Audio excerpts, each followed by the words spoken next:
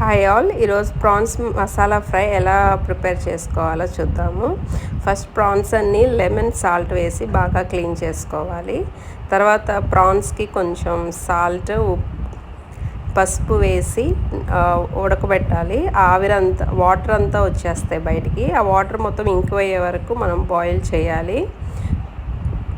So water అన్నీ ఇంకిపోయిన తర్వాత ఇలా ఉంటుంది.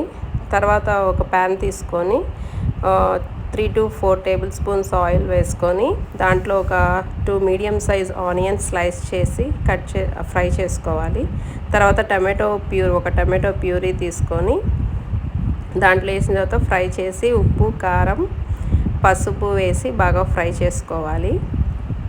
ఆ పచ్చివాసన అంతా పోయే వరకు ఫ్రై చేసుకున్న తర్వాత దానికి మనం ఆల్రెడీ ముందుగానే ప్రిపేర్ చేసి పెట్టుకున్న ముద్ద మసాలా వేయాలి.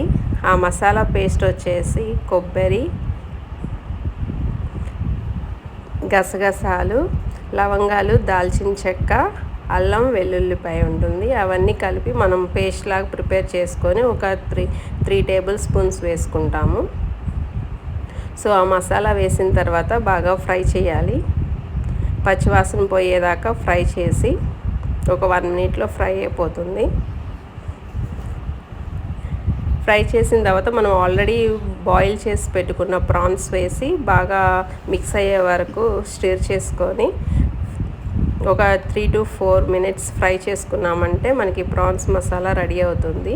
లాస్ట్లో మనం కరివేపాకు యాడ్ చేసుకుంటే ఆ ఫ్లేవర్ చాలా బాగుంటుంది.